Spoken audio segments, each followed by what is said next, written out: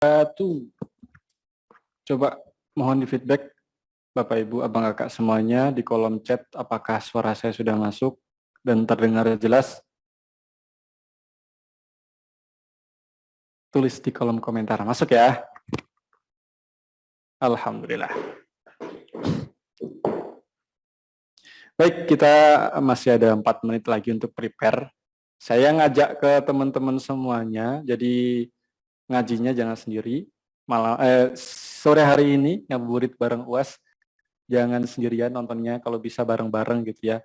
Saya ngajak teman-teman untuk di-share linknya ke kerabat terdekat, ke saudara, ke teman, ke siapapun yang memang layak untuk mendapatkan kajian pada sore hari ini. Ngabuburit bareng UAS gitu ya. Ayo di-share, bantu share supaya banyak yang bisa ikut, bisa menyimak ilmu pada sore hari ini.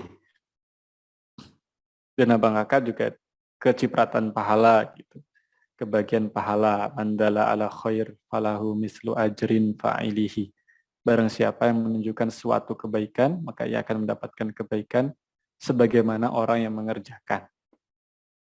Seperti itu. Ayo di-share di sosial medianya masing-masing gitu ya. Di WhatsApp, Instagram.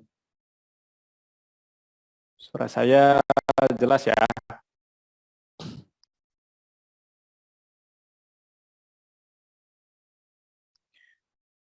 Ya. Ayo katakan don yang sudah share. Yang sudah share katakan sudah gitu. Alhamdulillah, ini Mbak Mauliani Ngesti sudah katanya, Masya Allah. Ahmad Zaki, Alhamdulillah jelas. Bukan sudah ya. Di 40-an grup, Masya Allah, keren. Baik, Alhamdulillahirrahmanirrahim, Abang Kakak yang rahmati Allah. Insya Allah pada sore hari ini menjelang berbuka, memang enaknya kita tuh nyandar gitu ya, nyandar sambil nyimak sesuatu, sambil nonton sesuatu.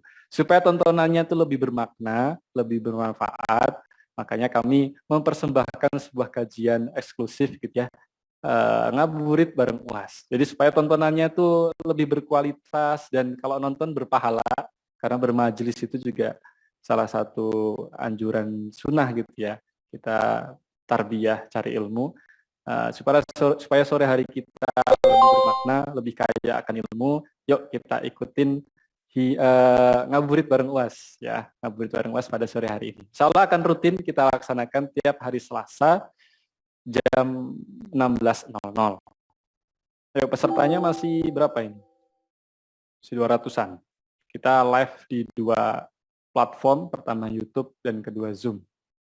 Ayo, saya mengajak Bang Kakak untuk share linknya, pasti sudah dapat linknya ya. Komen dong ini yang sudah hadir dari mana aja gitu, dari mana aja yang sudah hadir, kolom chat. Dari mana? Kendari, Palembang, PKU, Jakarta, Putus Ibau, Masya Allah, Banyuwangi, Sumbar, Jayapura, Masya Allah, dari Papua juga ada, Pontianak, ini orang kita, Palembang, Wong Kito Galuh, salam kebal, siapa itu? Masya Allah, Alhamdulillah, Bang Kai rahmati Allah. Jadi ngabuburit bareng UAS ini adalah sebuah program rutin di bulan Ramadan, dalam rangka menjadikan Ramadan kita lebih berarti dan lebih bermakna gitu ya.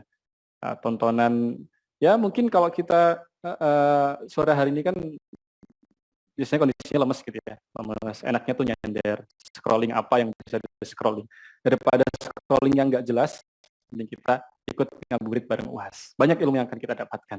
Soal tema pada sore hari ini adalah tentang supaya puasa kita tidak hanya sekedar lapar dan haus. Nah, supaya kita tahu tujuan utama puasa itu apa sebenarnya sih, kayak gitu. Nah, Bangka rahmati Allah, harapan besarnya semoga dengan adanya kajian Ramadan ini, ngabuburit bareng UAS ini, menjadi momentum perubahan dalam episode-episode kehidupan kita gitu ya. Jadi Ramadan ini momentum kita supaya bulan-bulan lainnya juga bisa kita ramadankan, bisa lebih baik lagi. Makanya tajuknya tuh Ramadan baper, Ramadan bawa perubahan, kayak gitu. Insya Allah akan ada 4 episode, nanti akan membersamanya Bang Kakak semuanya. Nah ini adalah sebuah program yang kami hadirkan dari Sidak Surgakan Indonesia dengan Al-Quran, sebuah program besar yang punya narasi mensurgakan Indonesia ya, punya misi 3. 1, mencetak. 1, memberantas buta huruf Al-Quran. Itu latar belakangnya berangkat dari kita melihat bahwa angka buta huruf Al-Quran Indonesia cukup besar, 65% itu nggak bisa baca Quran.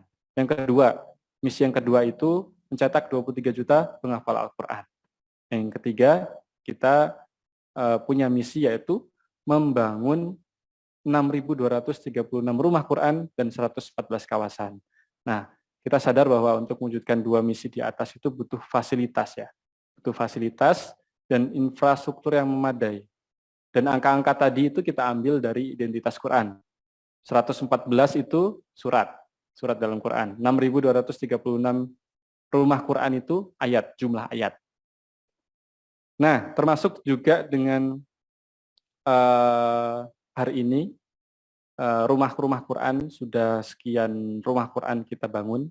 Insya Allah salah satunya guru kita, Tuan Guru juga sedang membangun sebuah rumah Quran, Pondok Quran Az-Zahra, lokasinya di Kampar Riau. Nah, hari ini sedang proses pembangunan ya. Di beberapa bulan lalu kita sudah sama-sama membantu berwakaf, kita berjamaah untuk pembebasan lahan. Nah, insya Allah di dalam waktu dekat ini kita akan bangun asrama. Nah, ini sudah on progress. Sebelum kita masuk ke kajian, saya rasa Abang Kakak juga sudah nggak sabar ya, sudah nggak sabar banget. Insya Allah saya izin untuk menyampaikan sebuah pesan-pesan melalui sebuah video yang bisa Abang Kakak simak melalui video berikut ini. Izin ya.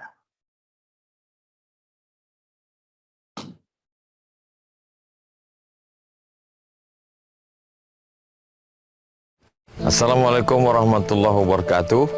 Ini lokasi pesantren Tahfiz Quran Az-Zahra.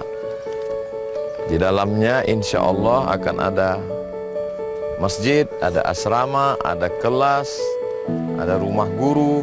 Tanah ini panjangnya ke ujung lebih kurang 500 meter, 40 kali 500, jadi lebih kurang 2 hektar. Mari kita masuk ke dalam.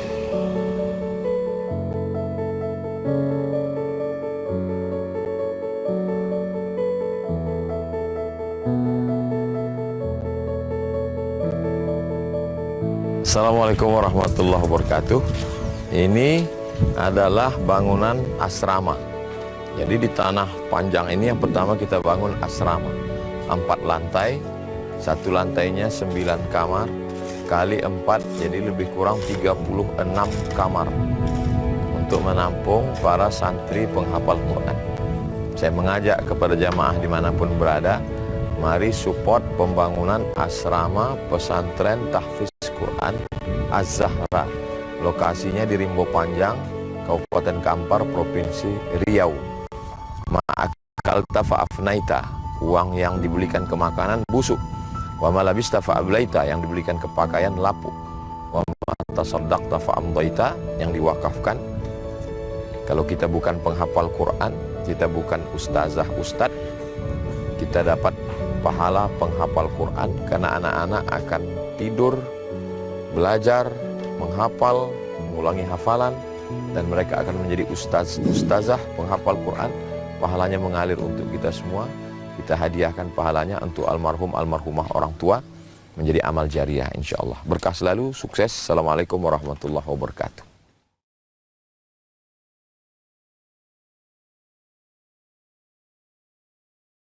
Cek, Afwan, di sini hujan lebat sekali. Mudah-mudahan tidak mengurangi khidmat kita untuk bisa menyimak pada malam hari ini gitu ya. Pada sore hari ini Afwan. Insya Allah kita tadi dengan video tadi kami ingin mengajak, saya terutama mengajak Kakak semuanya yang sudah hadir di Zoom ini, sebelum kita mulai kajian, kurang lebih ya 3 menit lagi ya kita mulai kajian, saya mengajak abang kakak semuanya untuk mensisihkan, tidak bosan-bosan saya mengajak abang kakak untuk mensisihkan hartanya dengan membantu pembangunan pondok pesantren Az-Zahra yang nanti akan langsung diampu oleh Tuan Guru Ustadz Abdul Somad. Nah, wakaf mulia di bulan Ramadan ini, hadiahkan untuk kedua orang tua, kita bantu sama-sama berjamaah mulai dari Rp10.000. Linknya sudah kami bagikan di kolom komentar. Bangun Pondok Pesantren Az-Zahra. Dukung.sidak.id/UAS. Nah, begitu ya. Inilah istimewanya sedekah, berbagi, berwakaf gitu ya. Ada di Quran surat Al-Baqarah ayat 261, Masalul ladzina yunfikuna amwalahum fi sabilillah kamasali habbatin ambatat sab'a sanabila fi kulli sumbulatin mi'atu habbah wallahu yudha'ifu liman yasha wallahu wasi'un alim. Perumpamaan orang-orang yang menginfakkan hartanya di jalan Allah itu seperti sebutir biji yang menumbuhkan 7 tangkai. Masing-masing tangkainya itu nanti muncul 100. Jadi ada 700. Dan Allah melipat gandakan bagi siapa yang Dia kehendaki. Allah Maha Luas dan Maha Mengetahui. Yuk, mari di momen mahal ini, hari Ramadan, kita sedang saum bersama, sore hari saya mengajak jamaah sekalian untuk berwakaf bangun Pondok Quran Az-Zahra. Linknya saya posting lagi di kolom chat.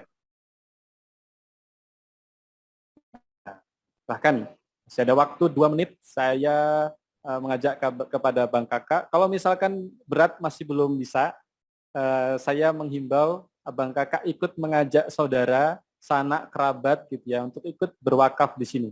Insya Allah selama bangunannya itu ada, selama pondoknya itu masih ada, digunakan untuk sholat, untuk baca Quran, untuk belajar, maka insya Allah pahalanya akan terus mengalir sampai bangunan itu nggak ada. Meskipun kita sudah tiada, pahalanya akan terus mengalir kepada kita. Ini cara cerdas beramal gitu ya, berwakaf untuk diri sendiri atau atas nama orang tua. Silahkan, linknya sudah kami share, boleh langsung diklik untuk langsung mengarahkan ke laman dukung.sidak.id atau di-save dulu, nanti di akhir sesi kita ada sesi tanya jawab ya, ada sesi tanya jawab, Bang Kakak bisa transaksi langsung di situ. Klik linknya, kemudian tulis nominalnya berapa, sampaikan doanya juga, doa Bang Kakak semuanya bisa disampaikan di situ. Saya coba share ya. Nah, seperti ini, nanti akan tampil seperti ini. Langsung saja klik donasi sekarang. Di sini sudah detail sekali ya, termasuk tadi di video juga Ustadz sudah menjelaskan sangat detail apa yang akan kita bangun di sana. Langsung saja klik donasi sekarang, pilih nominalnya, mulai dari Rp10.000 juga bisa, tulis 10.000. Nah, jadi semua kalangan bisa ikut beramal, insya Allah.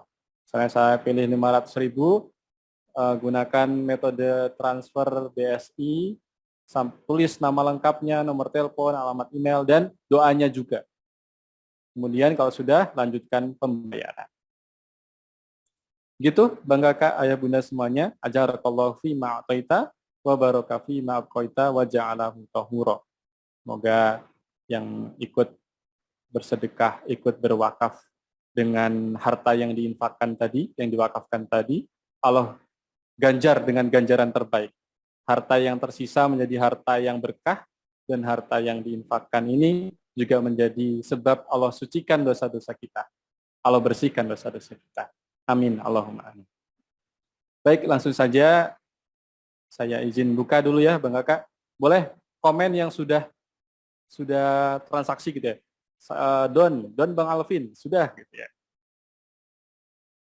Supaya yang lain ikut termotivasi. Oke. Baik, insya Allah kita akan sama-sama mendengarkan kajian ilmu dari Tuan Guru, dari guru kita semuanya yang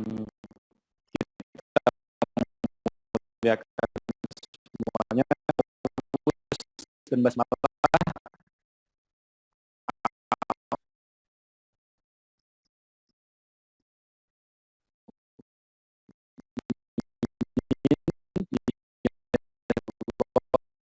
wahdahu la syarika lah wa syni ala sayyidina Muhammad wa ala ali sayyidina Muhammad. Baik, open cam-nya ya, Bang Aka, open kameranya, duduk di tempat yang senyaman mungkin, siapkan buku catatan, siapkan note gitu ya, karena akan banyak sekali siraman-siraman ilmu yang mungkin bisa nanti Abang Kakak catat dan bagikan ke keluarga, ke teman, ke saudara, atau di sosial medianya masing-masing gitu ya. Open cam,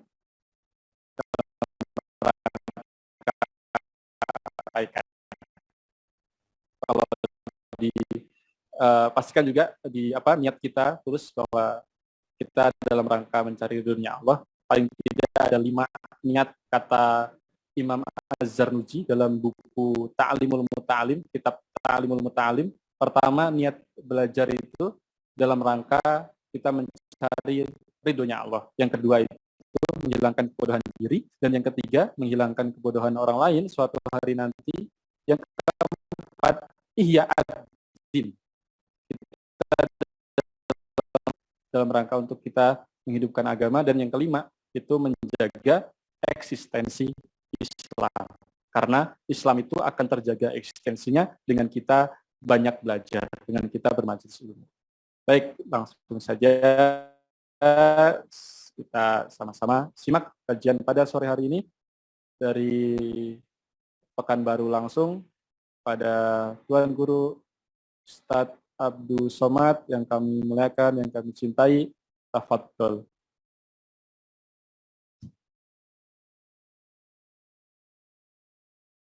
Assalamualaikum warahmatullahi wabarakatuh. Alhamdulillah wassalamu ala Rasulillah wa ala alihi wa sahbihi wa man tabi'ahu wa mawalah. Subhanaka la ilma lana illa ma 'allamtana innaka antal alimul hakim. Sadri wa yassir li amri wahlul 'uqdatam min lisani yafqahu qawli. Bang Alvin Firdaus beserta tim di Pontianak, Bapak Ibu, Abang, Kakak, Adik, semua yang sedang dalam ibadah puasa. Puasa ini bahasa Arabnya siam, atau kata lainnya saum. Sebagaimana firman Allah dalam Al-Quran, surat Al-Baqarah 183, Ya ayyuhalladzina, a'udzubillahi minasyaitonirrajim, Ya ayyuhalladzina amanu kutiba alaikumus siyam. Padanan kata siam itu imsak. Dua-dua ini juga sudah kita pakai. Kita selalu mengatakan, jangan makan lagi karena sudah imsak. Imsak artinya menahan. Jadi banyak orang memahami bahwa siam, imsak itu yang ditahan adalah menahan makan dan minum. Makanya tema kita pada pertemuan pertama di bulan Ramadan ini, jangan sampai puasa kita cuman lapar dan haus. Karena puasanya hanya menahan makan dan minum. Maka dalam sebuah hadis ada satu ancaman.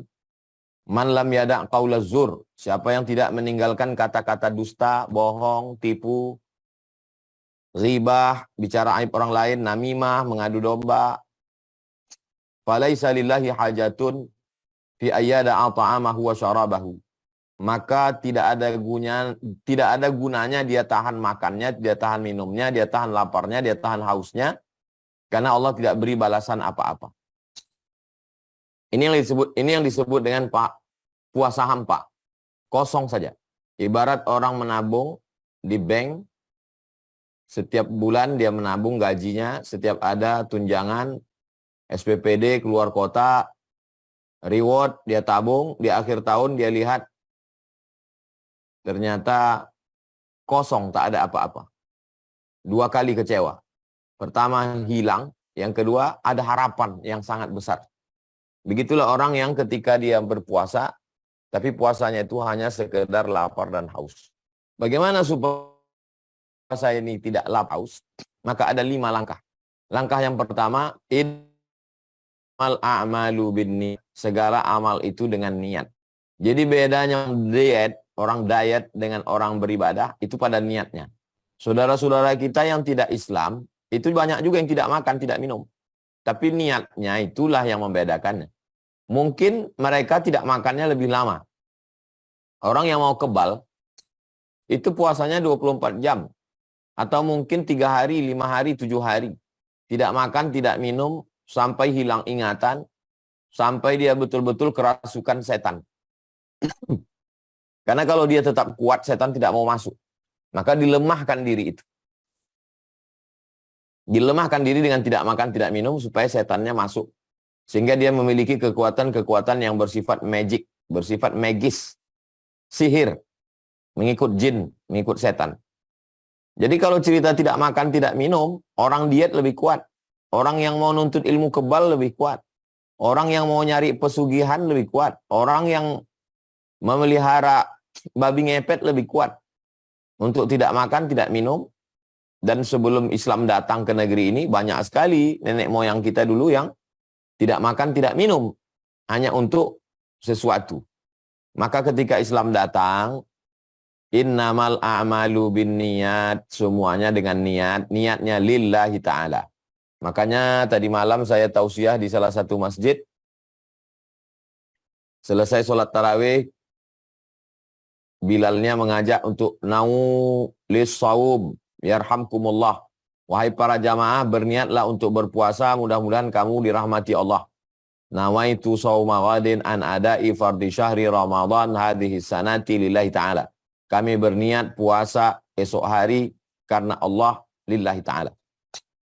Jadi semua yang kita lakukan ini lillah.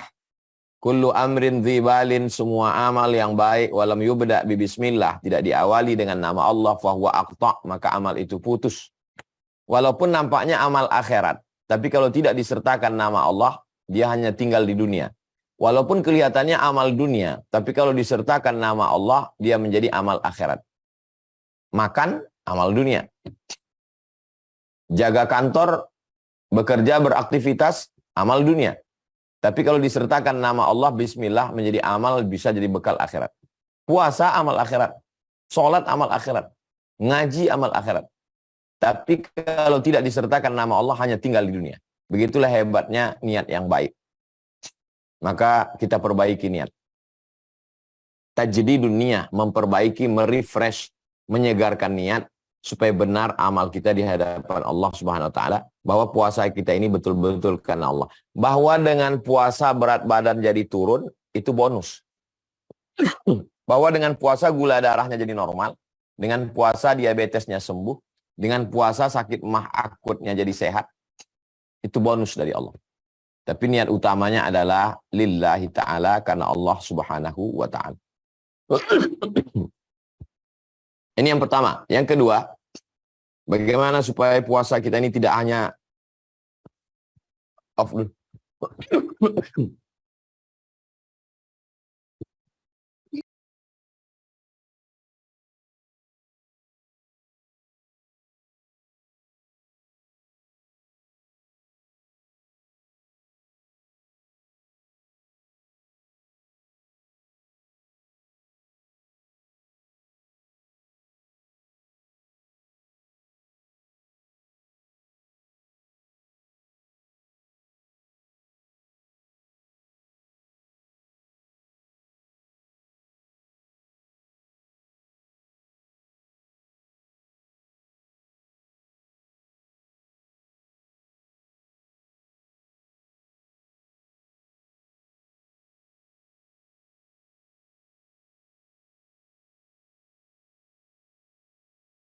Afan minkum, Bang Kak, Ayah Bunda semuanya, sedang ada kendala begitu ya. Ustadz mungkin ada kendala tadi, ada sedikit batuk-batuk. Kita doakan mudah-mudahan diberikan kelancaran, kesehatan untuk Tuan Guru semuanya. Mohon sejenak kita tunggu sebentar ya. Insya Allah kita akan lanjutkan.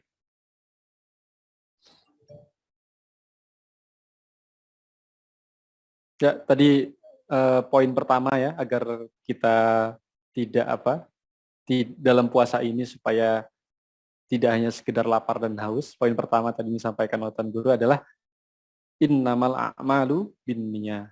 Jadi segala satu berangkatnya dari niat. niatnya dulu dibetulkan, terjadi dunia, dapat 1 poin. Jadi kalau, nah insya Allah kita kembali langsung menyimak. Baik, kita lanjutkan.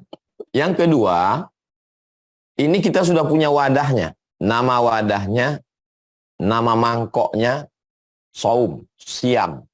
Tinggal lagi diisi dia. Apa isi di dalamnya?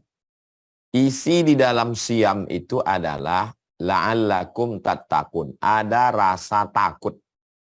Jadi semua ibadah itu seperti wadah dan ada isinya.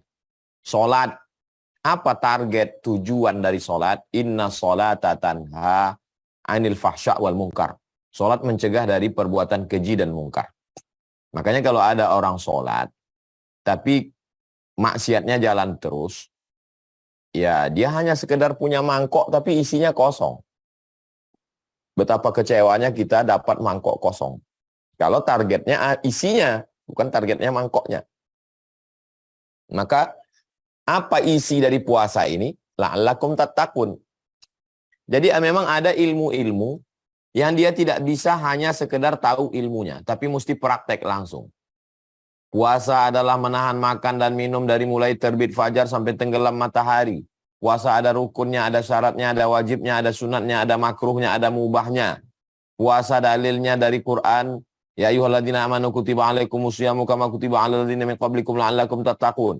Puasa dalilnya dari hadis sumu tasihhu. Bunyal islamu ala khamsin syahadatu an la ilaha illallah wa anna muhammad rasulullah wa tuqimas shalah wa tu'tiyaz zakah wa tasuma ramadan wa tahujjal baita in istata'ta ilaihi sabila. Puasa menurut para ulama, menurut mazhab Hanafi, Maliki, Syafi'i, Hambali. Banyak orang orientalis itu ahli sekali kalau menjelaskan puasa, tapi tidak pernah melaksanakannya. Enggak dapat rasa takutnya itu. Takwa secara bahasa simpelnya adalah takut kepada Allah Subhanahu wa taala. Bagaimana menanamkan rasa takut? Itu hanya yang tahu itu orang yang puasa. Takut melihat yang haram, takut mendengar yang haram, takut bicara yang haram. Kalau makan bukan yang haram, takut makan yang halal, takut minum yang halal, takut berhubungan dengan yang halal. Air putihnya halal, tehnya halal, kopinya halal, takut dia minum. Makanannya halal, sisa sahur tadi pagi, takut dia makan. Istrinya halal, takut dia dekati. Jadi rasa takut itulah yang dipupuk selama dari mulai jam 5, kalau kami di Riau 5 kurang 10, sampai jam 6.30. Rasa takut inilah yang terus dijaga, dipupuk. Jadi puasa yang tidak ada rasa takutnya, ya tidak puasa. Karena puasa itu memupuk, menanamkan rasa takut, itu dijaga terus, dipelihara. Rasa takut yang sudah ada itu dibawa ke Syawal, dibawa ke Zulqa'dah, Zulhijjah, sampai ke Ramadan berikutnya. Rasa takut itulah yang selalu diminta. Khatib berkhutbah hari Jumat, ya ayyuhalladzina amanu taqullah, takutlah kepada Allah. Wasiat khutbah hari Jumat diantaranya adalah wasiat takwa, takut kepada Allah Subhanahu wa taala. Jadi orang yang tidak ada rasa takutnya kepada Allah, maka sesungguhnya puasanya itu hanya lapar dan haus, tidak makan, tidak minum, tapi kosong, hampa, tidak bermakna. Maka tanamkanlah rasa takut kepada Allah Subhanahu wa taala. Bahwa waktu masih kecil-kecil dulu mandi di sungai, sampai takut air masuk ke telinga, air takut masuk ke hidung, lama-lama nanti katanya batal, takut nangis, takut macam-macam, takut muntah. Ini rasa takut ini sesungguhnya sudah dipupuk tanpa kita terasa. Dari kecil kita sudah. Kita tidak diadakan seminar. Seminar penanaman rasa takut. Itu nggak ada dalam Islam. Lokakarya, profesor spesialis psikolog yang bisa menanamkan rasa takut. Tidak ada itu. Dalam Islam langsung saja dilaksanakan puasa. Maka kalau benar puasanya, ada muncul rasa takut kepada Allah Subhanahu wa ta'ala. Yang ketiga, ada amal-amal yang bukan hanya sebatas amal hati. Takut itu letaknya di hati, nggak kelihatan. Tapi ada amal efek dari rasa takut. Kalau sudah takut dalam hati, maka orang akan mengisi waktu kosongnya. Ini amal yang ketiga. Waktu kosong yang selama ini diisi dengan scroll diisi dengan status, diisi dengan grup, diisi dengan chatting, browsing, diisi dengan ngobrol nggak tentu arah. Maka yang ketiga, setelah tertanam rasa takut dalam hati, apa efek rasa takut itu? Bro, nanti kabarnya ada razia di Jalan Sudirman. Wah, saya takut. Efek takutnya apa? Efek takutnya pakai helm. Efek takutnya ngurus SIM. Efek takutnya bayar pajak. Efek takutnya. Jadi kalau ada orang, kamu takut razia? Saya takut. Tapi nggak pakai helm, nggak ngurus SIM, nggak bayar pajak. Itu rasa takutnya itu orang bingung. Ini takut kok. Takut kok nggak takut. Ah, itu takut kok nggak takut. Mulutnya ngomong takut tapi nggak ada efeknya. Maka yang ketiga ini adalah dia saling bersinergi nih antara tiga. Karena Allah muncul rasa takut, tiga efek takutnya. Kalau benar puasanya, maka efek dari rasa takut itu waktu kosongnya diisi dengan sholat subuhnya berjamaah. Habis sholat subuh dengar pengajian zikir. Sampai terbit matahari sholat sunat isyraq. Habis itu kalau dia kebetulan bisnismen tetap masuk kantor. Kebetulan PNS, ASN tetap. Kebetulan wira swasta jaga toko, ruko, bisnis, usaha. Usaha rumahan online. Tapi waktu kosongnya baca Quran.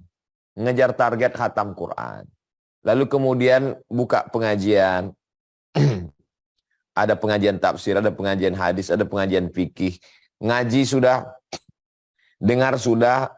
Ada orang ini bosan dengar, dia mulai baca. Baca-baca buku fikih, baca buku akidah. Sehingga tidak ada waktu yang kosong. Itu efek dari rasa takut tadi. Rasa takut itu ada efeknya. Rasa takut itu ada buktinya. Sama seperti cinta. Seorang istri bertanya kepada suaminya, betul kamu cinta sama saya? Cinta, aku cinta. Apalah sulitnya mengungkapkan aku cinta padamu? Letaknya di dalam. Efeknya keluar apa? Efeknya keluar kata-katanya lembut. Itulah dia tasbih, tahmid, takbir. Kalau kepada Allah tidak kata-kata lembut seperti kepada istri, suami, suami, istri. Apa efeknya? Efeknya menjadi murah, ngasih belanja, belikan baju, ngajak shopping. Maka dalam hal ini menjadi orang yang mudah berbagi, menyediakan bukaan puasa pada orang yang berpuasa, bayar zakat, infak, sedekah. Jadi lebih kurang begitu ilustrasinya. Sayang, cinta, apa efeknya? Takut kepada Allah, apa efeknya? Apa dampaknya? Apa zahirnya? Ini amal batinnya sudah, amal zahirnya mana? Sama juga seperti orang bertawakal. Kamu bertawakal, iya. Kalau kamu bertawakal, kenapa kamu masih pakai payung? Kenapa masih pakai mantel? Kenapa masih pakai helm? Amal hati tawakal.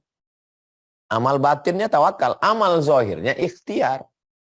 Jadi amal batin tidak menafikan zahir. Yang zahir tidak menafikan batin. Kalau ada orang pakai helm, kalau ada orang pakai payung, orang pakai mantel, di atas rumahnya dipasang alat anti petir, itu tidak menghilangkan tawakalnya. Karena tawakal itu amal hati.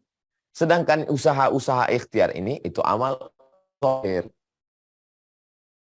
Seimbang antara takutnya dalam hati. Efek dari rasa takut ini, muncul semangat ingin berbagi. Man fattara shaiman, siapa yang menyiapkan buka puasa kepada orang yang berpuasa, kana lahu mithlu ajri shaim. Dia dapat pahala seperti orang yang berpuasa. Itu efek dari rasa takut.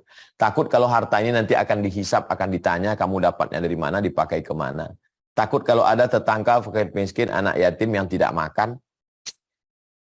La yabitu syaba'anan laisa bil mu'min, tidak diakui sebagai orang beriman. Yabitu syaba'anan, tidur dalam keadaan perut kenyang, wajaruhu ila jambihi ja'i'un, tetangga di sebelah rumahnya kelaparan. Jadi kalau laparnya itu hanya sekedar pindah jam makan, makan pagi digeser jadi jam 4 subuh, makan malam digeser menjadi jam 6 sore, makan siang ditiadakan, lalu kemudian dirapel, ditumpuk pada saat azan maghrib, ini bukan puasa. Ini hanya sekedar mengalihkan jam makan. Ini bukan puasa, ini bukan ibadah. Ini hanya sekedar rutinitas tahunan. Kita jangan terjebak pada rutinitas, terjebak pada ritual yang substansi maknanya tidak menyentuh dalam hati, tidak merubah perilaku, sehingga ya agama itu seperti candu saja. banyak dosa, banyak maksiat, merasa diri banyak dosa, pergi ke Makkah, tawaf, sa'i, tahallul, nangis di pintu Ka'bah, merasa udah bersih, pulang buat dosa lagi.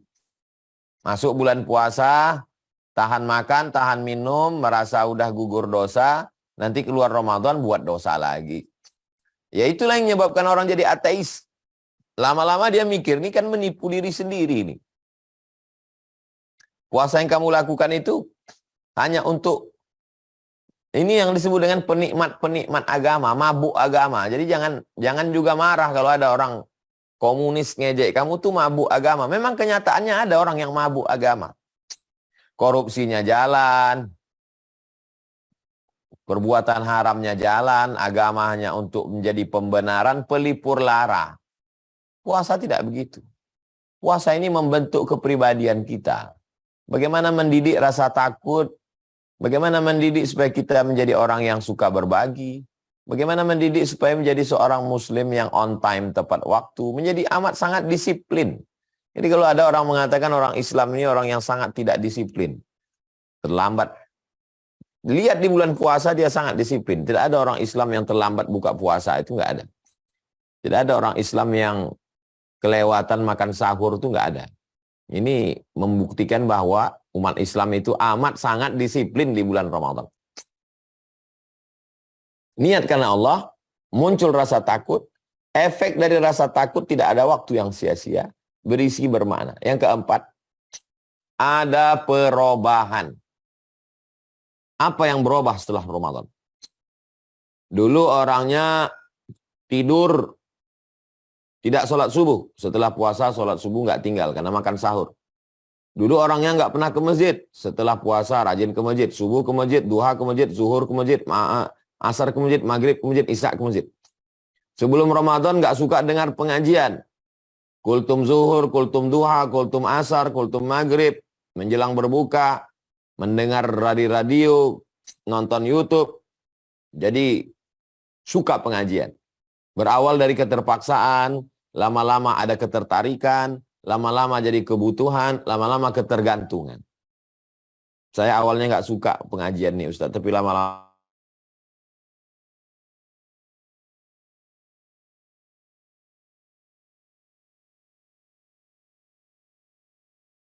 berubah pada perilaku.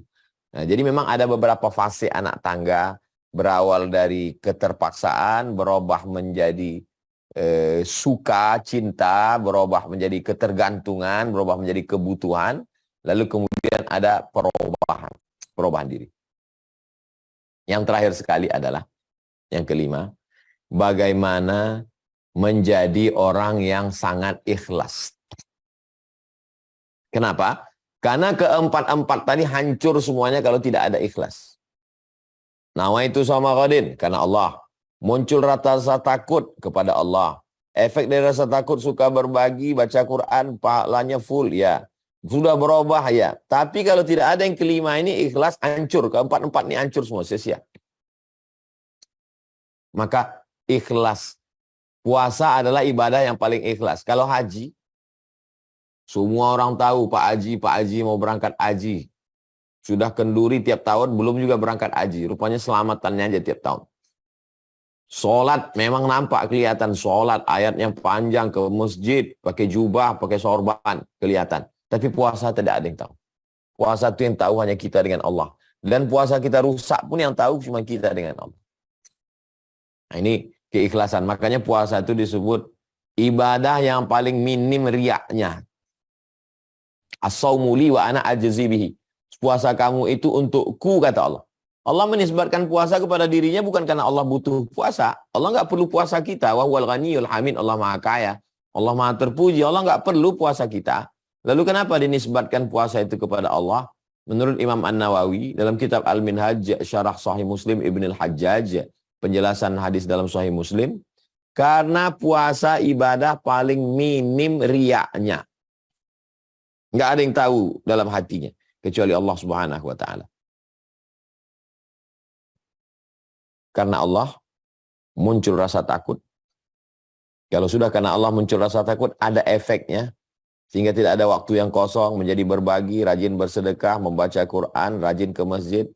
lalu kemudian ada perubahan dalam diri, setelah diri berubah, ikhlas, maka terjagalah semuanya.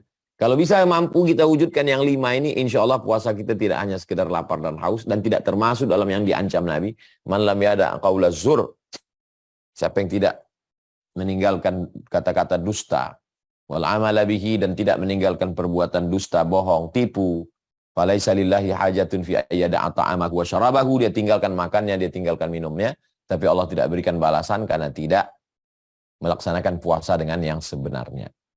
Itu 5 poin penting kajian kita pada kesempatan ini, Bang Alvin Firdaus. Saya kembalikan. Terima kasih. Kita lanjutkan dengan dialog. Assalamualaikum warahmatullahi wabarakatuh. Waalaikumsalam warahmatullahi wabarakatuh. Masya Allah, tabarakallah. Syukuran atas ilmunya Ustadz Abdul Somad. Masya Allah. 5 hal ya, Bang Kakak ya Bunda, agar puasa kita tak sekedar menghasilkan lapar dan haus saja. Pertama itu innamal a'malu binniyah, mulai dari niat dulu, segala sesuatu berangkatnya harus dari niat karena kita mencari ridhonya Allah. Yang kedua, menanamkan takwa kepada Allah. Dan yang ketiga, membuktikan takwa ya, dengan amal perbuatan gitu ya. Menjadikan waktu luang kita untuk ibadah, banyak berbagi di bulan Ramadan dan lain sebagainya. Yang keempat, ada perubahan setelah Ramadan. Yang terakhir, tertanam rasa ikhlas kita kepada Allah Subhanahu wa Ta'ala. Baik, Bapak yang dirahmati Allah, suara saya mungkin agak noise gitu ya, karena hujan sangat lebat, mudah-mudahan tidak mengganggu.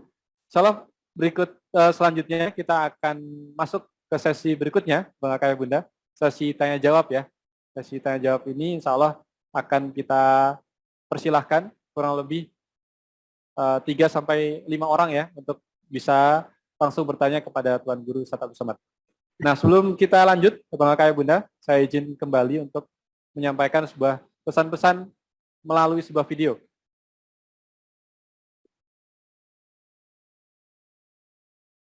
Mohon berkenan untuk menyimak.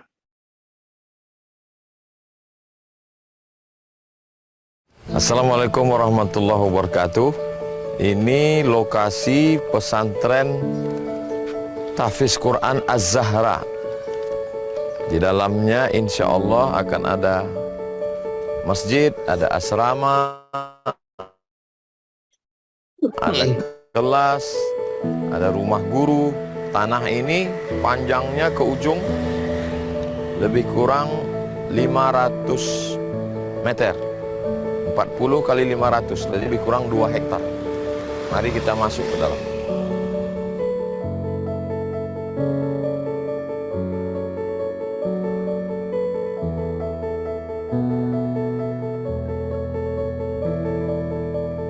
Assalamualaikum warahmatullahi wabarakatuh. Ini adalah bangunan asrama. Jadi di tanah panjang ini yang pertama kita bangun asrama. 4 lantai, 1 lantainya 9 kamar, kali 4 jadi lebih kurang 36 kamar untuk menampung para santri penghafal Quran. Saya mengajak kepada jamaah dimanapun berada, mari support pembangunan asrama pesantren Tahfiz Quran Az-Zahra. Lokasinya di Rimbo Panjang, Kabupaten Kampar, Provinsi Riau. Ma'akalta fa'afnaita, uang yang dibelikan ke makanan busuk. Wa ma labista fa'ablaita, yang dibelikan ke pakaian lapuk. Wa ma tasaddaqta fa'amdaita, yang diwakafkan. Kalau kita bukan penghafal Quran, kita bukan ustazah ustad, kita dapat pahala penghafal Quran karena anak-anak akan tidur, belajar, menghafal, mengulangi hafalan, dan mereka akan menjadi ustazah penghafal Quran. Pahalanya mengalir untuk kita semua. Kita hadiahkan pahalanya untuk almarhum almarhumah orang tua menjadi amal jariah insyaallah. Berkah selalu, sukses. Assalamualaikum warahmatullahi wabarakatuh.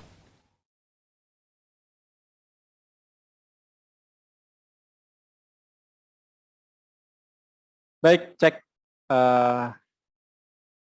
Insyaallah kita akan kembali lanjutkan ya, Bang Kakak Bunda. Bagi yang ingin ikut kontribusi, ikut berwakaf, wakaf mulia di bulan Ramadan, kita hadiahkan atas nama orang tua. Silakan klik link yang sudah kami bagikan di kolom komentar. Klik linknya, tulis nominalnya sampaikan juga doanya, kemudian transfer ke rekening yang sudah ada di halaman dukung.sidak.id. Berikutnya, insya Allah teman-teman, Abang Kakak Bunda, kita lanjut ke sesi tanya jawab. Insya Allah saya pilih dari Zoom terlebih dahulu. Silakan yang ingin bertanya, raise hand, pakai fitur raise hand ya di Zoom. Raise hand, sampaikan pertanyaannya dengan singkat dan jelas dan pastikan sesuai dengan tema pada sore hari ini. Saya pilih yang Ahwat dulu. Ibu Dewi.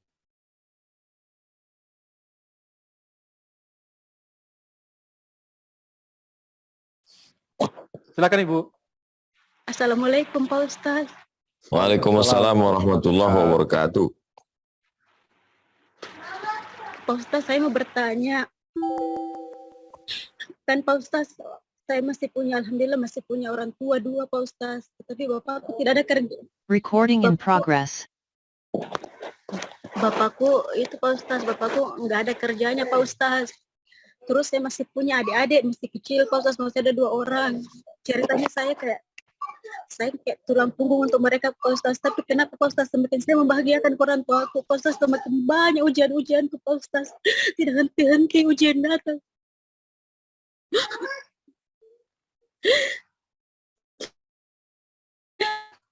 Masya Allah. Nah, Pak Ustaz, semakin saya mau, bahkan Pak Ustaz, saya kadang sering mau kasih keluarga aku, dia tidak mampu ya lain Pak Ustaz, tapi semakin berat ujiannya Pak Ustaz. Kenapa itu Pak Ustaz? Itu aja Pak Ustaz, terima kasih. Assalamualaikum. Waalaikumsalam warahmatullahi wabarakatuh. Man asyaddun nasi balaan. Siapakah orang yang paling berat ujian hidupnya? Sahabat bertanya kepada Nabi Muhammad SAW. Man asyaddun nasi balaan. Siapa orang yang paling berat ujian hidupnya Rasulullah? Kata Nabi SAW, orang yang paling kuat imannya. Itulah yang paling berat ujian hidupnya. Maka di antara 25 Nabi dan Rasul, siapa yang paling berat ujiannya di antara 25 Nabi dan Rasul? Nabi Ibrahim, Nabi Musa, Nabi Nuh, Nabi Isa, Nabi Muhammad SAW. Di antara yang 5 ini siapa yang paling berat? Nabi Muhammad SAW. Al-amsal fal-amsal. Yang paling kuat imannya baru di bawah itu. Para Rasul, para Nabi, wali-wali Allah. Lalu begitu juga ketika Nabi Muhammad SAW Isra dan Mi'raj mencium bau harum semerbak. Kenapa tidak ada tokoh yang lain? Kenapa dia perempuan? Karena dia digoreng oleh Fir'aun. Karena hanya menyebut nama Allah, Bismillah. Disuruh robah nama, tidak mau. Bismillah saat dia mau menyisir, dia tukang sisir. Bismillah. Bakar dia, goreng semua anak-anaknya, masukkan ke dalam wajan. Harum semerbak dicium oleh Nabi Muhammad SAW. Jadi, hubungan kita dengan Allah itu kita bangun berdasarkan 2. Pertama, husnuzon kepada Allah. Sudah niat baik, sudah buat baik, sudah amal baik, berbakti pada orang tua, cari yang halal, sudah meninggalkan yang haram dan syubhat, tidak melakukan perbuatan maksiat, sudah pakai hijab. Kenapa yang datang tidak baik? Maka siapa yang mendatangkan ini? Allah. Maka kita husnuzon kepada Allah. Kita berhusnuzon kepada Allah. Lalu yang kedua, hubungan kita dengan Allah ini adalah ridho. Kita ridho menerima ketetapan Allah Subhanahu wa ta'ala. Hubungan kita dengan Allah ini dibangun hanya dengan 2 cara. Yang pertama husnuzon, yang kedua ridho. Ridho menerima ketetapan Allah, tapi tetap dengan usaha dan ikhtiar. Tidak ada manusia ini yang tidak lepas dari ujian. Sedang nabi-nabi saja diuji Allah. Sedang orang sehebat Khadijah diuji. Perempuan sehebat Aisyah diuji. Perempuan sehebat Fatimah Zahra diuji. Perempuan sehebat Maryam diuji. Kenapa perempuan-perempuan itu disebut?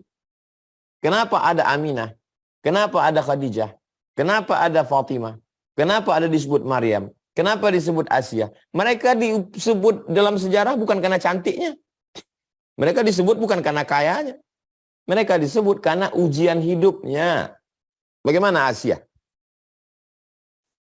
Wa Maryam imra'atu Fir'aun idh qala, ingatlah ketika seorang perempuan istri Fir'aun, Rabbi ibnili indaka baitan fil jannah. Rabbi ibnili indaka baitan fil jannah. Ya Allah, bangunkanlah untukku suatu tempat di surga. Wa najjini min fir'auna wa amalihi. Selamatkan aku dari Fir'aun dan perbuatannya. Wa najjini minal qaumiz zalimin. Selamatkan aku dari orang-orang yang zalim. Kurang hebat apa lagi Aisyah, istri Nabi, tapi kena fitnah yang luar biasa. Fitnahnya tidak tanggung-tanggung. Difitnah melakukan perbuatan zina. 1 bulan baru turun ayat surat An-Nur, turun untuk melepaskan Aisyah dari tuduhan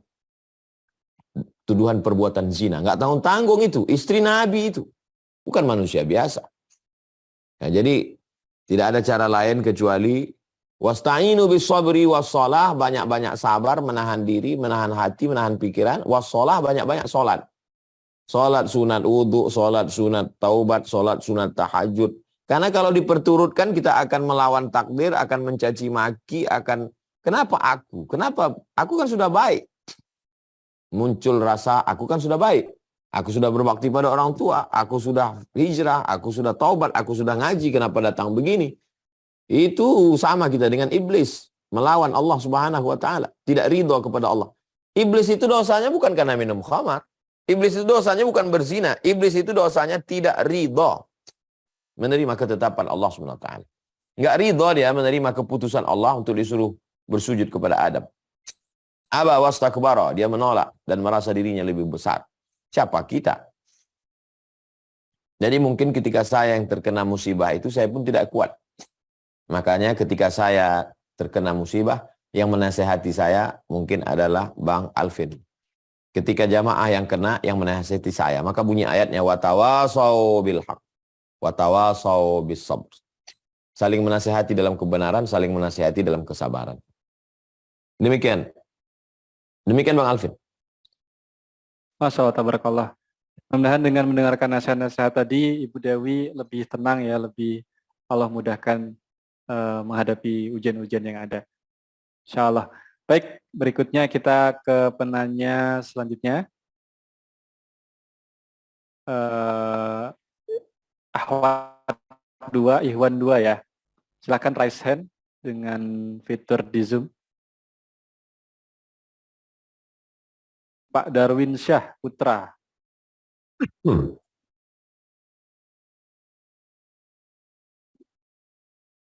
Silakan, Pak.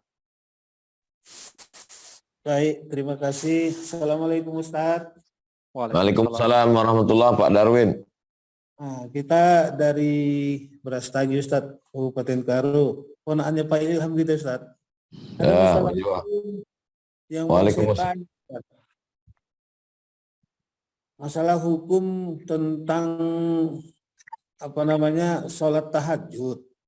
Katanya dalam hadis itu kan kalau kita sudah sholat witir, tak ada lagi sholat setelah itu.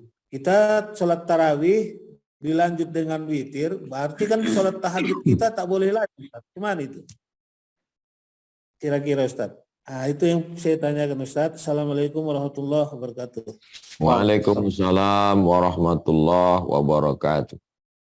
Apakah kalau kita sudah witir di masjid, lalu pulang ke rumah, tidur, bangun malam, masih boleh lagi sholat tahajud, sholat sunat? Maka sesungguhnya sholat setelah witir itu hukumnya mubah, boleh. Mana dalilnya? Dalilnya adalah bahwa Nabi SAW melaksanakan sholat. Nabi pernah sholat setelah witir. Itulah dalil bahwa boleh melaksanakan sholat setelah witir. Karena itu perbuatan Nabi SAW. Jadi kalau ada orang mengatakan setelah witir tidak boleh sholat, maka tidak benar. Karena Nabi SAW pernah melaksanakan sholat setelah witir. Qala Nawawi. Dengar baik-baik. Qala Nawawi, Imam Nawawi berkata, fil Majmu' dalam kitab Al-Majmu' Syarah Muhazzab, juz 3 halaman 512. Idza autara, kalau ada orang sudah witir, Bapak Darwin sudah witir, summa arada an yusalliya nafilatan, kemudian dia pulang ke rumah tidur dan dia mau sholat sunat, am ghairaha atau yang lain, fil lail malam, jaza, hukumnya boleh, bila karahatin, tidak ada larangan, tidak makruh, wala yu'idul witra, tidak perlu mengulang lagi witirnya, witir tadi sudah selesai. Wa daliluhu, dalilnya hadis Aisyah radhiyallahu anhu, hadis Aisyah, su'ilan an witri Rasulullah sallallahu alaihi wasallam, ketika dia ditanya tentang witirnya Nabi sallallahu alaihi wasallam,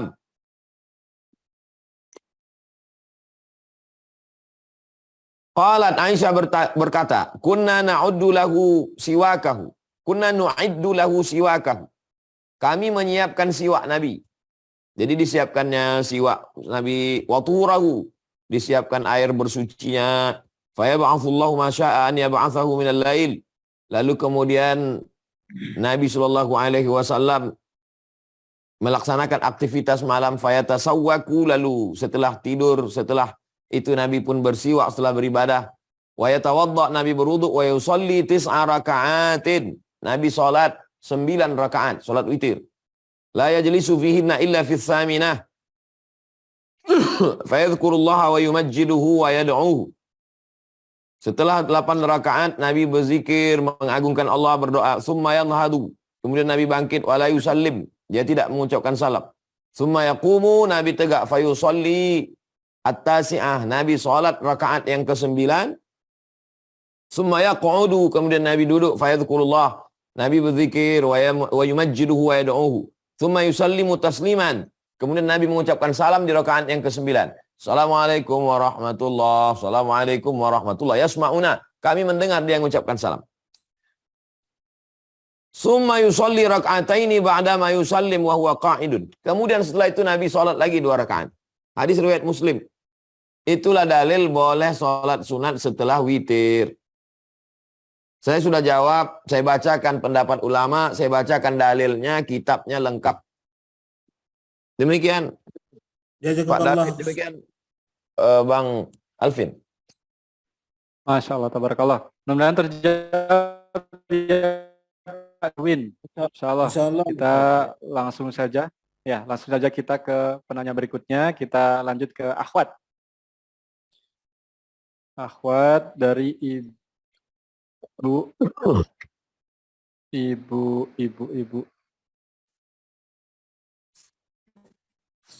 Bentar.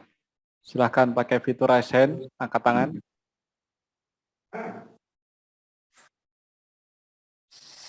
Ibu Wahyuni. Silakan Ibu. Puasa. Assalamualaikum warahmatullahi wabarakatuh. Waalaikumsalam warahmatullahi wabarakatuh. Alhamdulillah Ustadz, baru kali ini kesempatan dapat bertanya langsung dengan Ustadz. Sebelumnya, dulu pernah Ustadz datang ke Benar Meriah. Udah 2 kali untuk ceramah di Benar Meriah. Alhamdulillah saya hadir dari kejauhan. Barakallah. Barakah. Ustadz, yang ingin saya tanyakan bahwasanya orang tua saya sudah lama menderita penyakit MAH. Dan dia tidak bisa berpuasa di bulan Ramadan. Setiap bulan sudah lebih kurang 10 tahun. Jadi untuk membayar puasanya selalu diberikan fidyah untuk orang tua saya. Jadi apakah setelah dibayarkan fidyahnya kami sebagai anak-anaknya perlu membayar puasa kembali untuk ayah saya Ustadz? Karena setiap dia berpuasa selalu sakit Ustadz. Saya tidak tahu itu apakah satu gangguan atau bagaimana. Dan akhir-akhir ini semenjak COVID tidak pernah lagi melaksanakan sholat Jumat berjamaah Ustadz. Kami tidak bisa memberikan suatu apapun kepada orang tua kami. Kami hanya perlu berdoa karena kalau kami memberikan misalnya kenapa tidak sholat Jumat ayah, apa alasannya selalu tidak enak badan, sakit. Kami tidak mampu untuk memberikan nasihat atau apapun Ustadz sebagai anak, dan siapapun tidak didengar, dan dia tidak mau Ustadz tidak mau pergi ke pengajian, atau dia hanya mendengarkan di TV. Berapa umurnya, Bu? Sudah lebih kurang 60 tahun Ustadz.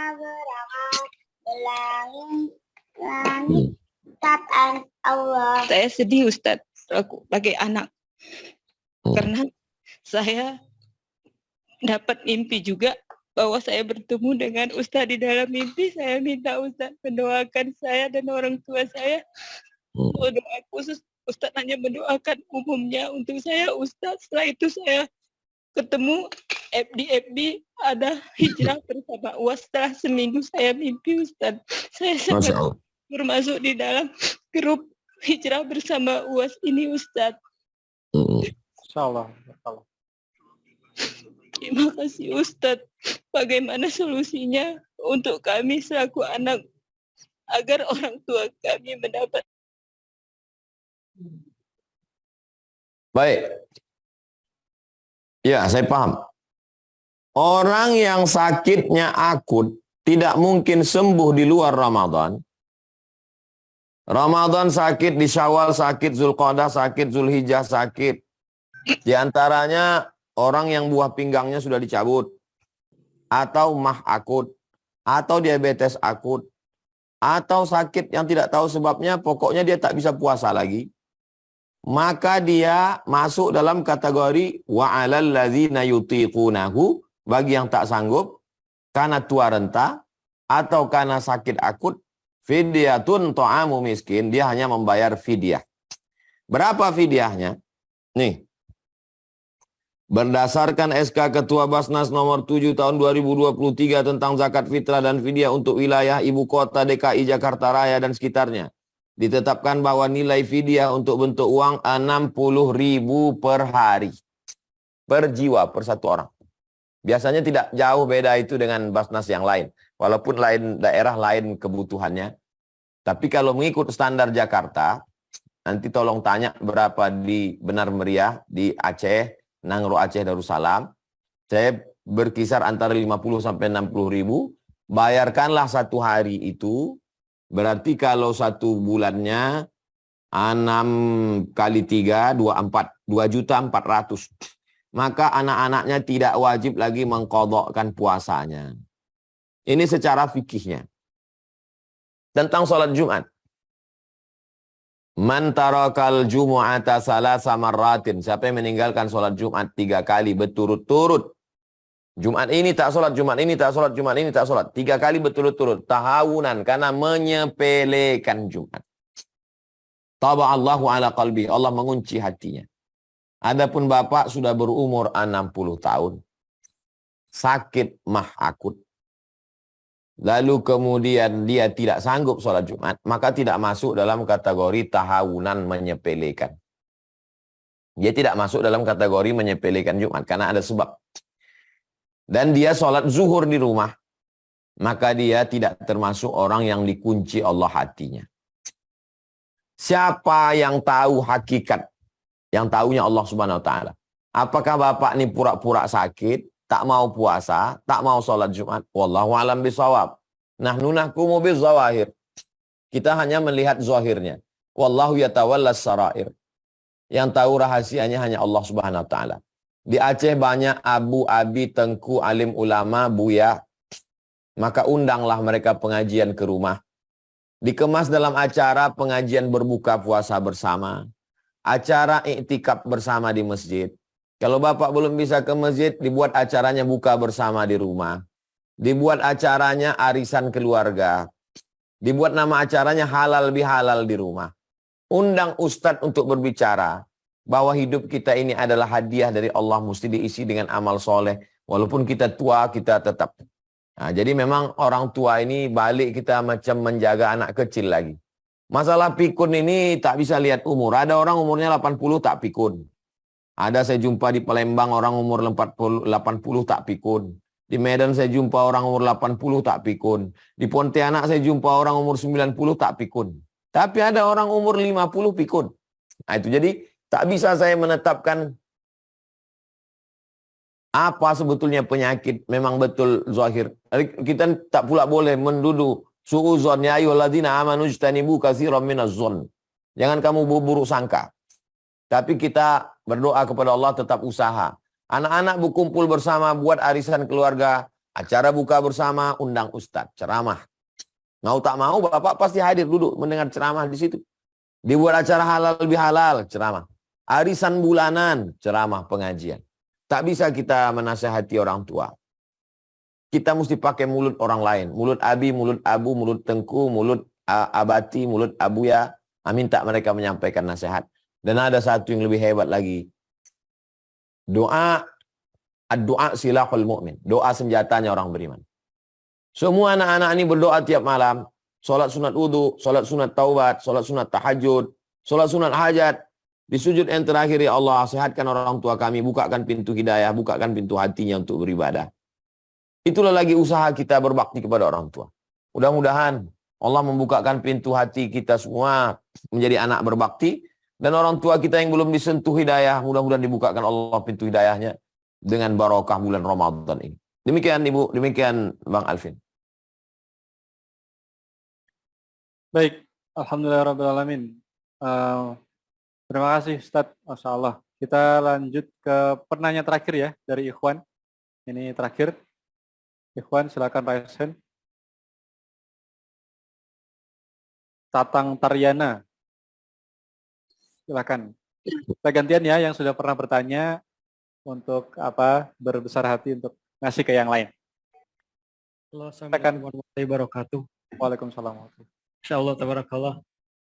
Akhirnya saya bisa nanya sama Ustaz juga ya. Terima kasih banget. Ada kesempatan juga, alhamdulillah.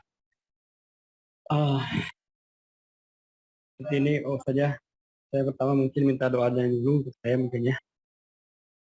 Karena beberapa tahun ini mungkin saya sedang diuji sama Allah. Pertama mungkin orang tua saya meninggal dua-duanya dalam waktu yang terlalu dekat mungkin, jadi saya agak sedikit tertekan mungkin ya dari sekarang mungkin juga itu yang pertama mungkin. Semoga saya minta doanya agar saya dikuatkan. Yang kedua, setelah orang tua saya meninggal itu hampir semua ya, dari harta, dari keluarga juga mungkin kayak abang kayak gitu sudah meninggal, kayak meninggalkan saya gitu, kayak merasa ya lepas aja gitu kan, nggak mau ngurus gitu, maaf ya. Terus saya juga kepikiran untuk sudah gimana ya hukumnya untuk tidak menikah itu gimana Ustaz ya. Saya mungkin karena saya udah kayak menyerah aja gitu Ustaz. Udahlah saya nggak usah menikah aja mungkin ya, karena mungkin ya, itu udah kayak nggak menutup, nggak mungkin ini gimana Ustaz ya hukumnya, maaf. Terima kasih Ustaz. Sudah. Ya. Silakan Ustaz. Saya simpulkan ada 3. Yang pertama tentang orang tua meninggal. Saya sampai hari ini kalau ketemu dengan jamaah emaknya masih hidup, dalam hati, lubuk hati paling kecil saya belum bisa menerima. Kenapa emak saya meninggal? Jadi setiap saya pergi ke tempat, Ustadz kenalkan emak saya. Berapa umurnya Mak Cik? Umur saya 90 Pak Ustadz. Oh, emakku meninggal umur 71. Walaupun haul kemarin sudah 4 tahun. 2019, 20, 21, 22, 23. Sudah 4 tahun. Saya masih belum bisa menerima. Tapi kemarin, saya ketemu dengan anak kecil di Pontianak. Ustadz Somad, kenalkan. Ini anak kelas 2 SD, emaknya baru meninggal Pak Ustadz. Saya usap kepalanya, saya peluk. Dalam hati saya, aku sempat membahagiakan orang tuaku. Dan ketika emak meninggal, umur saya 42 tahun, 2019. 77, 2019, 42 tahun. Ini anak. Di situ saya ambil kesimpulan. Kita mengambil kesimpulan tergantung kepada siapa kita membandingkan diri kita.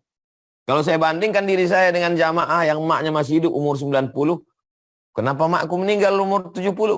Tapi kalau melihat anak kecil, anak kelas 2 SD, maknya meninggal, oh aku sudah sempat. Jadi kita tidak bisa mendengarkan omongan orang. Kita mesti punya diri sendiri. Lagi-lagi kita mesti bersyukur. Kalau kita tidak bersyukur, kita akan kufur kepada Allah. Bersyukur pernah punya emak. Bersyukur pernah punya ayah. Bersyukur pernah punya orang tua. Maka kita ridho kepada ketetapan Allah. Allah pinjamkan dia ke kita, setelah itu dia ambil, maka kita ridho kepada Allah. Ini sikap pertama. Apa yang bisa kita lakukan? Saya sampai hari ini setiap ingat masih tetap membacakan Al-Fatihah. Masih tetap membacakan Al-Fatihah. Setiap melihat gambarnya tetap membacakan Al-Fatihah. Masih tetap membacakan Al-Fatihah. Masih tetap membacakan Al-Fatihah. Tetap membacakan Al-Fatihah. Supaya ingat. Jadi jangan antum sangka antum saja yang kehilangan orang tua.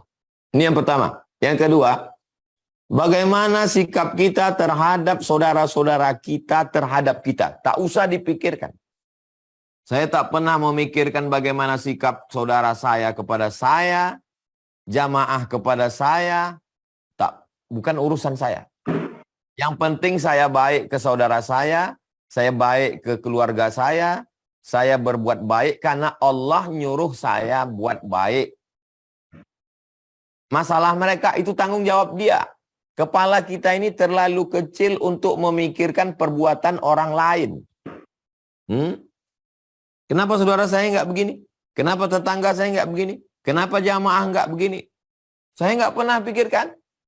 Saya pergi kemana-mana naik pesawat, nggak pernah saya pikirkan kenapa jamaah nggak ngirim tiket pesawatnya eksekutif.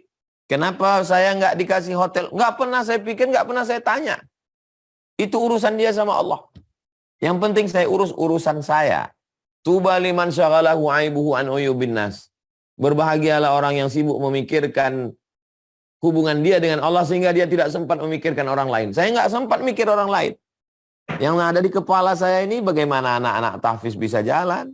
Gimana anak-anak ini nanti kalau udah selesai bisa kuliah S1, dia mesti hafal Quran, dia mesti bisa baca kitab, dia mesti punya life skill, dia mesti selesai S1.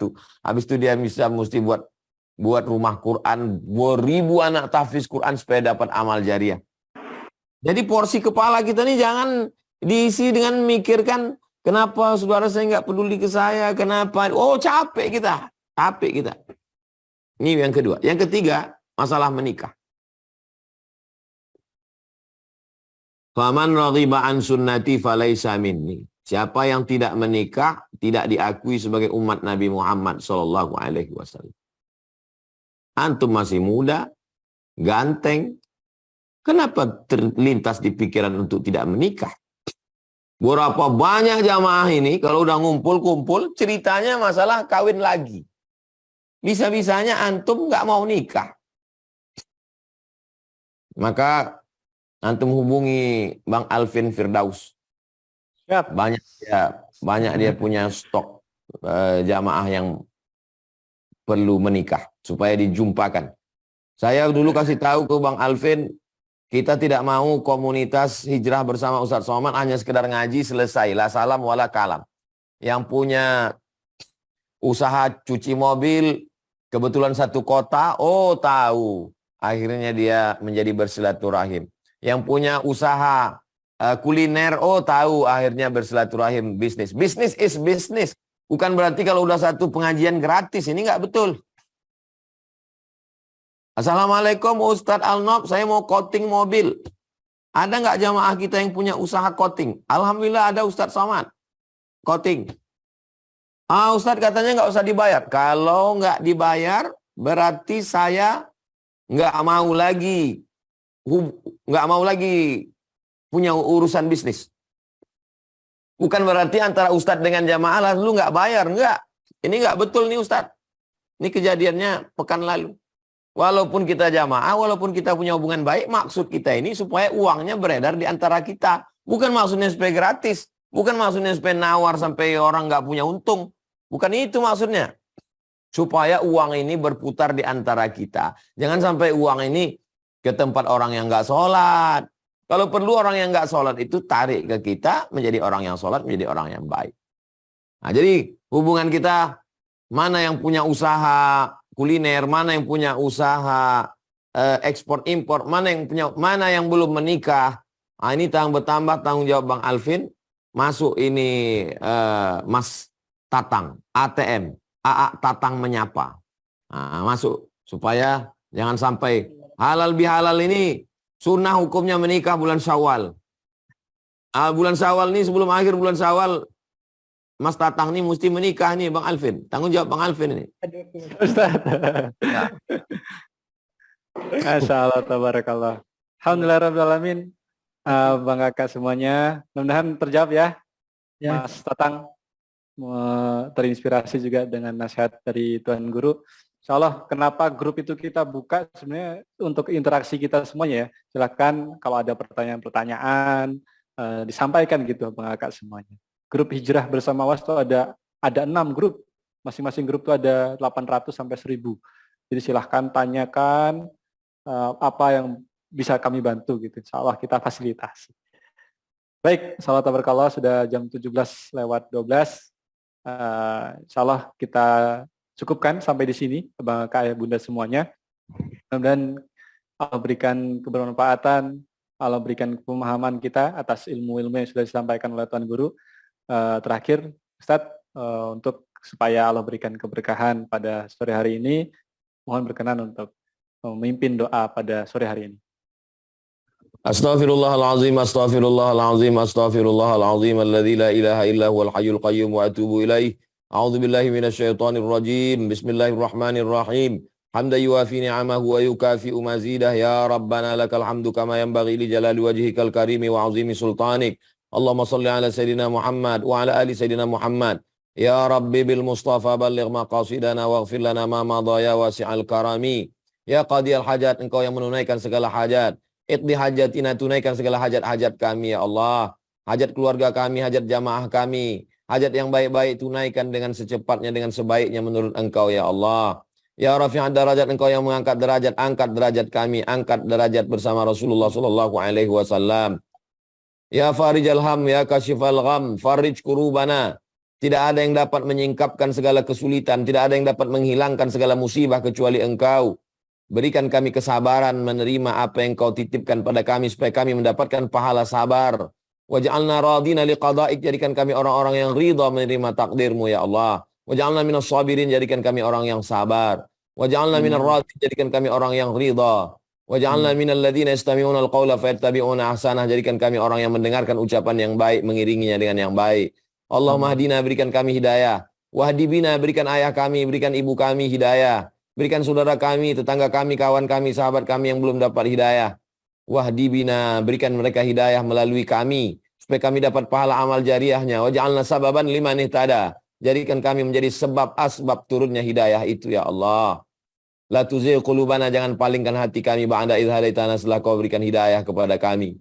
Ya muqallibal qulub, engkau yang membolak-balikkan hati, sabit qulubana, kokohkan hati kami ala dinik, dalam agamamu, ala ta'atik, dalam ketaatan kepadamu. Ya muqallibal qulub, engkau yang membolak-balikkan hati, kuatkan hati kami dalam iman dan takwa. Allahumma ja'alna minal mutahabbina bijalalik, jadikan kami bersama sahabat-sahabat hijrah, bersama Ustadz Abdul Somad menjadi orang-orang yang berkasih sayang, bersaudara karena engkau ya Allah. Bersaudara kami di dunia ini, bersaudara pula kami di surga bersama Nabi Muhammad SAW. Ma'an nabiyyin, bersama nabi-nabi, wasiddiqin, bersama orang benar, wasyuhada, bersama orang mati syahid, wassalihin, bersama orang yang soleh.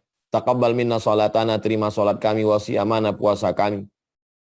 La tazarhum fardan wa anta khairul warithin. Jamaah kami yang belum bertemu jodoh, jumpakan dengan jodoh yang baik-baik, yang soleh, yang solihah, yang penghafal Quran, yang baik-baik, supaya kelahir keturunan yang baik-baik, menjadi kebanggaan Nabi Muhammad di surga nanti ya Allah. La tazarhum fardan wa anta khairul warithin. Jangan biarkan saudara kami sendirian sampai mati, karena engkaulah sebaik-baik pemberi waris ya Allah. La tada'lana zamban illa ghafartah, dosa-dosa kami ampunkan. Waladainan illa qadaitah, tolong kami lepas dari hutang piutang riba. Wala maridan illa syafaitah, saudara kami yang sakit, angkat penyakitnya, sehatkan ya Allah. Wala mayitan illa rahimtah, yang sudah meninggal dunia, lapangkan kuburnya. Rabbana fil lana dzunubana, ampunkan dosa kami, wali abaina, ayah kami, wali ummahatina, ibu kami, wali azwajina, pasangan hidup kami, wali zurriyatina, anak cucu keturunan kami. Adik-adik kami, jamaah kami yang ingin dapat sesuatu, tunaikan. Kalau yang baik bagi engkau, baik untuk agama, baik untuk dunia, baik untuk akhirat. Menjadi dokter, menjadi pengacara, menjadi pegawai, menjadi bisnismen. Dengan usaha, dengan jabatan itu mereka menolong agama. Maka dudukkan orang-orang ini di tempat yang baik, ya Allah. Allahumma anzilna munzalan mubarakan. Tempatkan kami di tempat yang penuh dengan berkah. Wa anta khairul munzilin. Engkau sebaik-baik penempat, ya Allah. Rabbana atina fid dunya hasanah wa fil akhirati hasanah wa qina azabannar. Allahumma khtim lana bi husnil khatimah wa la takhtim alaina bi su'il khatimah. Wa sallallahu ala sayyidina Muhammad wa ala alihi wasallam walhamdulillahi rabbil alamin. Al-Fatihah. A'udzubillahi minasyaitonir Bismillahirrahmanirrahim. Alhamdulillahi rabbil alamin arrahmanir rahim maliki yaumiddin. Iyyaka na'budu wa iyyaka nasta'in shiratal mustaqim. Shiratal ladzina an'amta 'alaihim ghairil maghdubi 'alaihim waladdallin. Amin. Amin ya rabbal alamin walhamdulillahi rabbil alamin. Demikian Bang Alvin, terima kasih semuanya. Selamat menunaikan ibadah puasa, tetap istiqomah, jaga ukhuwah, hindari dari diri dari segala perbuatan maksiat.